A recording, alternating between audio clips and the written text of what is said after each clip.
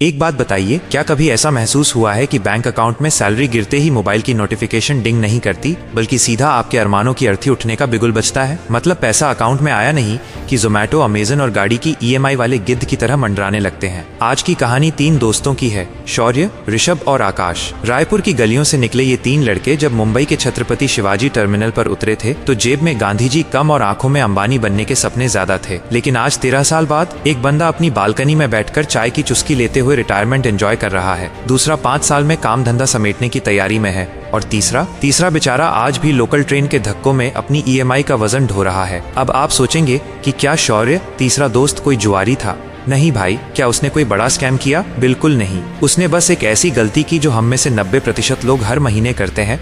उसने पैसे खर्च करने के लिए पैसा कमाया, जबकि बाकी दोनों ने पैसा बनाने के लिए पैसा कमाया। देखिए, हमारे यहाँ मिडिल क्लास घरों में एक बहुत बड़ी बीमारी है। सैलरी आने से पहले ही उसकी विदाई की रस्में तैयार हो जाती हैं। मम्मी के लिए साड़ी लेनी है, नया आईफोन का डाउन पेमेंट करना है, दोस्तों के साथ पार्टी करनी है। अगर आप भी इसी शॉपिंग लिस्ट वाली फौज के सिपाही हैं, तो भाई अभी कमेंट में मी लिख दो। शर्माना कैसा, सच स्वीकार करोगे तभी तो बीमारी कटेगी। शौर्य की कहानी से शुरू करते हैं। भाई की पहली नौकरी लगी 50,000 रुपए महीने की। अब 23 साल का लौंडा, हाथ में 50,000 और शहर मुंबई। उसे लगा कि भाई अब तो जिंदगी न मिलेगी दोबारा वाला ऋतिक रोशन मैं ही हूँ। उसने ऑफिस के पास 15,000 का फ्लैट लिया क्योंकि भाई को स्टेटस चाहिए था। अब पनवेल में रहकर लोकल के धक्के कौन खाए? शौर्य के लिए पैसा एक जरिया था, मरीन ड्राइव पर रातें बिताने का, पब में महफिल जमाने का। उसके पास कोई प्लान नहीं था, बस ख्वाहिशें थीं। फिर आई लाइफ में कार। सैलरी 80,000 हुई नहीं कि शौर्य पहुंच गया शोरूम। 8 लाख की गाड़ी और 12,000 की ईएमआई। अब गणित देखिए, 15,000 रेंट, 12,000 ईएमआई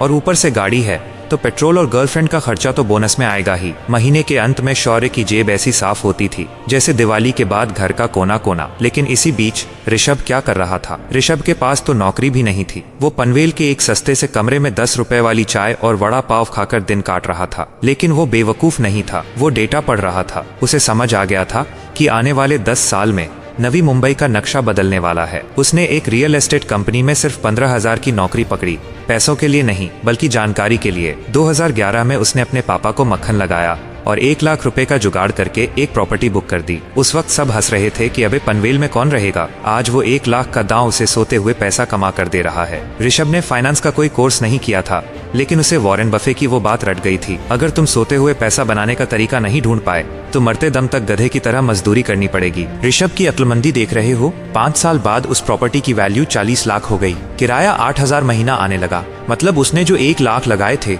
वो अब खुद ब खुद बच्चे पैदा कर रहे थे। लेकिन यहाँ एक ट्विस्ट है, अगर कल को ऋषभ का एक्सीडेंट हो जाता या घर में कोई बड़ी बीमारी आ जाती तो उसका सारा इन्वेस्टमेंट मिट्टी में मिल जाता। यहीं पर लोग मात खाते हैं। इन्वेस्टमेंट करना जितना जरूरी है, उसे प्रोटेक्ट करना उतना ही जरूरी है। इसीलिए भाई, हेल्थ इंश्योरेंस और टर्म इंश्योरेंस को हल्के में मत लो। वो 400 से 500 का प्रीमियम आपकी लाखों की सेविंग्स को हॉस्पिटल के बिल बनने से बचा सकता है। खास तौर पर टर्म इंश्योरेंस, ये वो छतरी है जो आपके ना रहने पर आपके परिवार को भीगने से बचाती है।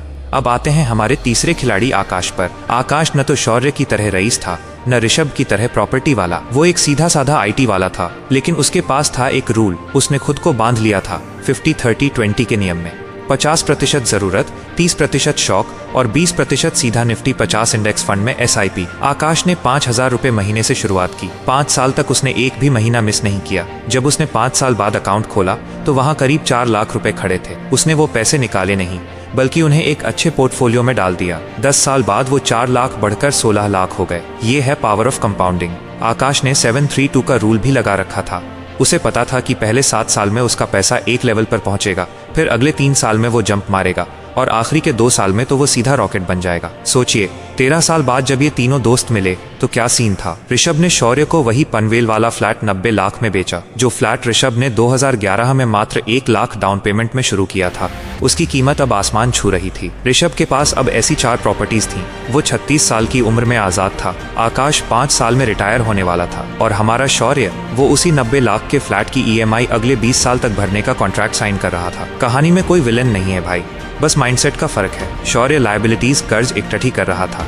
ऋषभ और आकाश संपत्ति बना रहे थे। मिडिल क्लास माइंडसेट कहता है सैलरी आई, चलो खर्च करें। रिच माइंडसेट कहता है सैलरी आई, चलो पहले इसे काम पर लगाएं। आप किस कैटेगरी में हो? क्या आप भी हर महीने अगले महीने से सेविंग करूंगा वाला लॉलीपॉप खुद को देते हो? देखो भाई, कंपाउंडिंग कोई जादू की छड़ी नहीं है, ये एक पौधा है। इसे जितना जल्दी लगाओगे फल उतना ही मीठा मिलेगा। अगर आज शुरुआत नहीं की तो 10 साल बाद आप भी शौर्य की तरह किसी ऋषभ को अमीर बना रहे होगे। तो अब मुझे कमेंट में बताओ, आप कौन सा रूल अपनाने वाले हो, 50-30-20 वाला या 7-3-2 वाला? और हाँ, अपने उन दोस्तों को ये वीडियो जरूर भेजो जो सैलरी आते ही पार्टी का प्लान बनाने लगते हैं। शायद उनकी आंखें खुल जाएं। याद रखना, पैसा कमाना हुनर है, लेकिन पैसे से पैसा बनवाना एक आर्ट है। और इस आर्ट को सीखने के लिए आपको कोई रॉकेट साइंस नहीं, बस थोड़ा सा डिसिप्लिन चाहिए। शुरुआत आज से करो, अभी से करो। और वो इंश्योरेंस वाला काम भूलना मत, क्योंकि बिना ढाल के मैदान में उतरोगे तो जख्मी होना तय है। मिलते हैं अगले वीडियो में, तब तक अपने पैसे को आलसी मत रहने दो, उसे काम पर लगाओ।